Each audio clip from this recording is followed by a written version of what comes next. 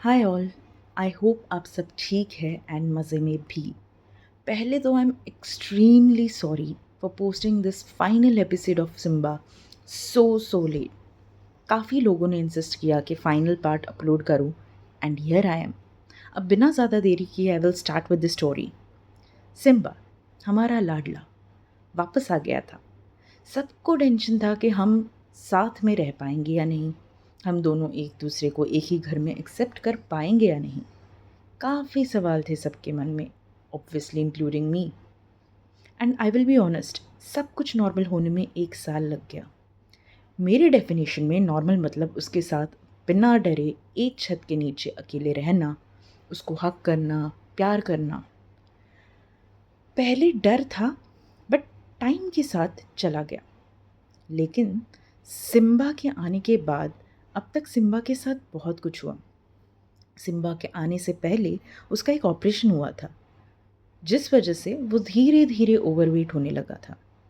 एक दिन अचानक उसे हार्ट अटैक आ गया। थैंकफुली हम सब घर पे थे, बट उसे 2 अटैक साथ में आए थे। हम सब डर गए थे। जिस तरीके से वो हार्ट अटैक था, उसका बचना नियर टू इम्पॉसिबल था। हार्ट रेट बढ़ी हुई, बॉडी स्टिफ, आँख से पानी। It was very scary scene for us. मैं एंड मम्मा तो भगवान के सामने बस हाथ जोड़ के खड़े थे। थैंक गॉड वो घर पे ही ठीक हो गया। उसने एक्चुअली मौत पे जीत हासिल की थी। नहीं नहीं, सिर्फ ये एक इंसिडेंट की वजह से थोड़ी ना मैं उसे फाइटर बोलूँगी। उसके बाद एक दिन अचानक उसके प्लेटलेट्स काफ़ी कम हुए। जब डॉक्टर के पास ले गए, वो थोड़ा वीक था बट चल फिर रहा था अकेला। प्लेटलेट्स जो लैक्स में होने चाहिए थे, वो ओनली 8500। डॉक्टर भाई को देख के बोले, तेरा डॉग क्या है? वहाँ लेटा हुआ रॉटवाइलर देख रहा है? उसके 10,500 प्लेटलेट काउंट है, फिर भी वो बेहोश पड़ा है। और तेरा सिम्बा 8,500 प्लेटलेट्स में चल फिर रहा है। इवन दो इज़ वीक, वो खुद को कैरी कर पा रहा है। Very shocking. इमीडिएटली ट्रीटमेंट शुरू हुई and he was completely fine. ना ना ना, और एक इंसिडेंट है सिम्बा का, and this is the main reason जिसकी वजह से सिम्बा से मैंने बहुत कुछ सीखा है। सिम्बा को कंटिन्यूअसली ब्लड डिस्चार्ज होता था। हमने हमारे पास एक वेट को दिखाया था, बट उसने कहा किडनी स्टोन है जिसकी वजह से ये हो रहा है। एंड व्हेन आई से continuous blood discharge, actually I mean continuous. वो जहाँ बैठता था वहाँ पे ब्लड का एक पूल फॉर्म हो जाता था। 2 साल तक हमने उस डॉक्टर के पास किडनी स्टोन के मेडिसिन कंटिन्यू किए, बट नो डिफरेंस। 2 साल तक ये चलता रहा। फाइनली थक हार के हम एक दूसरे डॉक्टर के पास गए।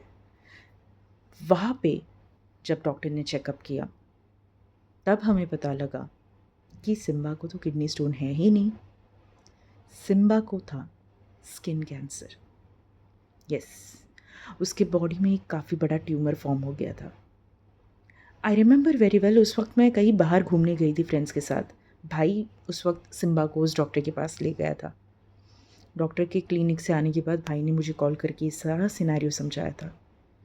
उसने मुझे कहा, डॉक्टर ने उससे कहा है कि 15 दिन है मैक्सिमम सिम्बा के पास, क्योंकि ऑलरेडी 2 साल तक उसको रॉन्ग ट्रीटमेंट मिली है।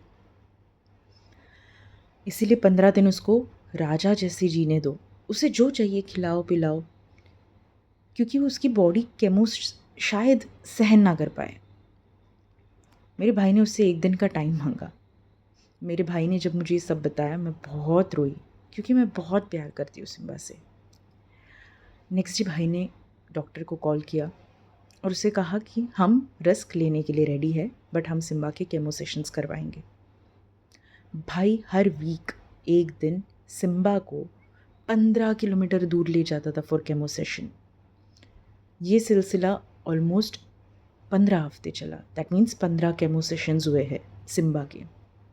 And yes, he was cancer free. वो इस बात को अब 3 साल हो गए almost. He is fine. But fit इसलिए नहीं भूलूंगी क्योंकि हमारा Simbu is still Motu but cute. And that's why I learn many things from him. Will power strong रखना, कभी गिव अप नहीं करना, ऑनेस्टी, एंड गिनने जाए तो बहुत कुछ।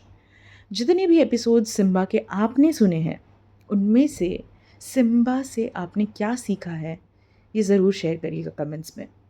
सिम्बा का घर आना अगेंस्ट एवरीवन्स विल, उसके बाद मुझ पे अटैक करना, जिसकी वजह से उसको एक हाईवे पे पहचान वाले होटल में देना, उसका वहाँ से 4 दिनों तक खो जाना, खोने के 4 दिन बाद वापस मिलना, उसको 1 साल तक भाई के साथ अकेले गाँव में रखना, वापस मेरे साथ मुंबई एक छत के नीचे लाना, उसके बाद हार्ट अटैक, कैंसर, इन सब से लड़के अब बड़े प्यार से हमारे साथ रहना, कितना कुछ हो गया ना।